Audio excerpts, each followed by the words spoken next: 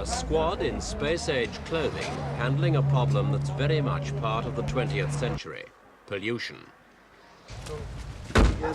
This is Seveso, a town north of Milan, Italy, where normal life has been suspended for some 7 months since an escape of poisonous chemicals brought man-made disease to the human community and threatened every living thing for miles around.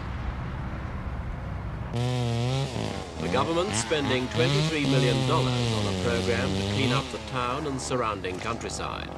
But it's a campaign launched when the damage may be irreparable. Removing vegetation and dead animals is part of the plan to decontaminate the affected zone.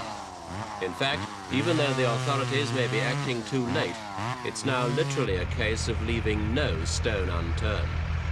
For the latest plan is to treat or to burn in a specially built oven up to 8 inches of the whole area's topsoil. There are up to 600 troops controlling movements around Seveso, trying to ensure no innocent person wanders in and no contaminated person wanders out. But the people of Seveso themselves aren't impressed by the activity. For while the barricades grow higher and higher, criticism's also increasing against the authorities. Seveso gained the fame it would rather have avoided when this factory accidentally released 4.5 pounds of dioxin in a cloud of chemicals last July. Hundreds of families were told to leave their homes. At that time, the evacuation was done at emergency speed, and people left with what belongings they could transport. Little was known about combating dioxin, and though facts were few and far between, experts did agree it was one of the most persistent poisons known to man. The authorities sprayed the streets with water, but it wasn't an effective measure. They quickly brought in the military to organize the operation, but soldiers couldn't stop the spread of contamination. The poisoned area grew, spreading slightly east, rapidly south towards Milan, and north to neighboring hamlets.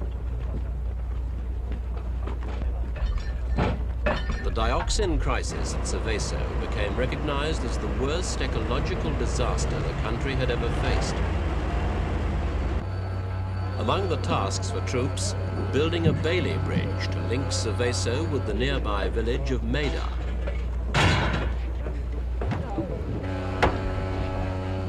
The temporary bridge was built to enable the people of Maida to move south over a railway line to a special clinic at Seveso without passing through areas already confirmed to be free of contamination. The biggest fear was for children from Seveso and from Maida, as the Italian authorities persistently refused to define the dangers of dioxin.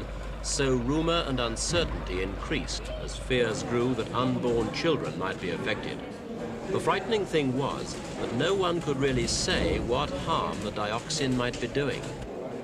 Married people were confused not only by the legal and medical experts, but also by the church's policy on preventing unwanted births. The only point made clear was that abortion would be legal for those women whose own lives would be endangered by allowing a full-term pregnancy. It's not clear even now what the human toll will finally be, but 342 children have contracted a disfiguring skin disease called chloracne.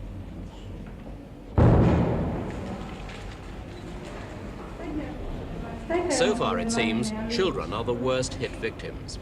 Many had played within a quarter of a mile of the factory for up to 5 days before their parents were made aware of the danger.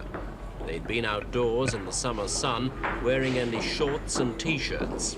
The outcome is all too evident.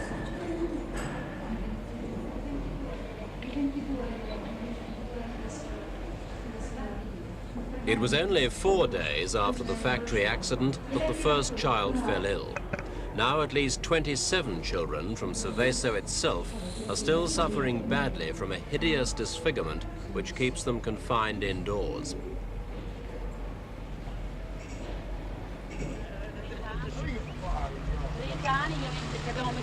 Public anger over the handling of the emergency and the evacuation is still immense.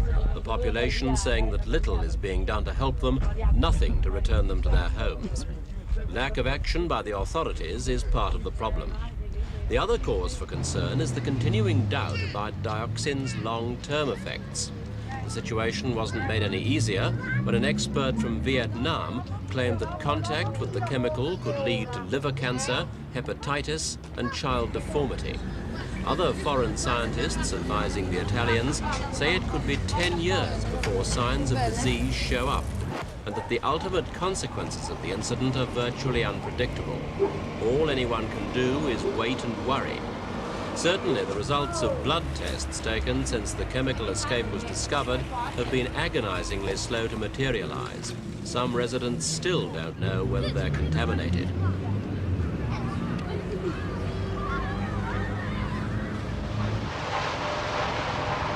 Local industry is also feeling the effect. This furniture factory is one still not back to normal. Apart from the commercial damage caused to such companies, there's been incalculable disruption of jobs and morale. The still empty houses of Seveso have been the target for an intensive decontamination campaign. Industrial vacuum cleaners have been used to clear traces of dioxin dust from floors and furnishings, while tests have been carried out on the walls of buildings to check whether any poison remains on them. Experts say they can't be totally certain they'll ever clear the homes of contamination, and up to a quarter of houses in the area may yet be bulldozed and buried.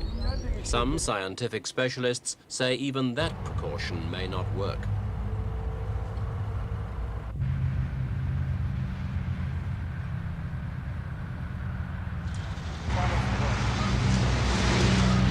Some parts of the most heavily polluted zones are being impressively fenced, though others are only haphazardly bounded by barbed wire. The only people equipped with protective clothing are local government workers. Others could carry dioxin dust on their shoes and clothes to clean areas outside. Experts say even small deposits carried this way could be lethal.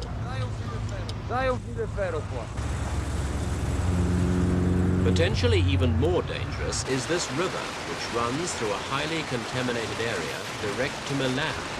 Its winter floodwaters might be moving traces to one of the country's most populous cities. And this water, the Adriatic, could be the medium to carry another ecological catastrophe to the shores of Italy.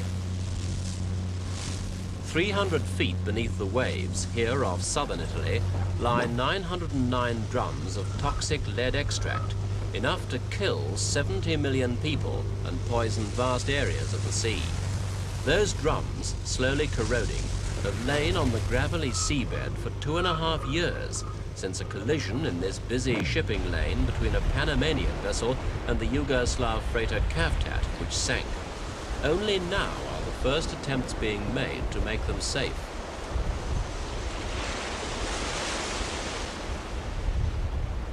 Just 3 miles away is Otranto, a quietly prosperous town which relies on the sea for its very existence. It was Otranto's mayor who put pressure on the Italian government to finance salvage operations on the Kaftat's cargo. For while the poison risk remains, Otranto's chance of luring summer tourists is slim.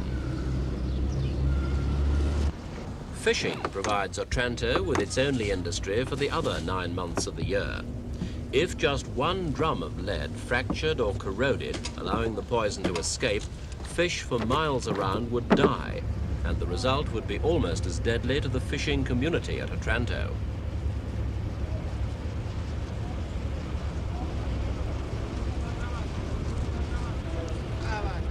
Every day when the fish catch is brought ashore, the town's attention is focused on the harbour. Officials inspect samples to ensure they're not yet contaminated by the lead extract.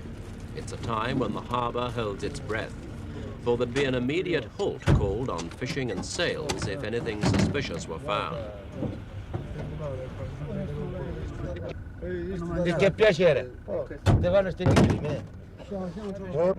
The authorities have allocated up to $13.5 million for a salvage operation.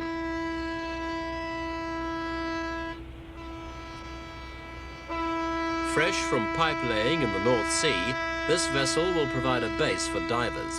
It could take 2 months yet before they complete their preliminary survey and begin to lift. Then it will be a slow process, with the ever-present risk that a drum might break when it's moved. The people of Otranto are relieved that something's being done about the menace on their doorstep. But they, like those at Seveso, won't breathe freely again till the experts give their environment a clean bill of health.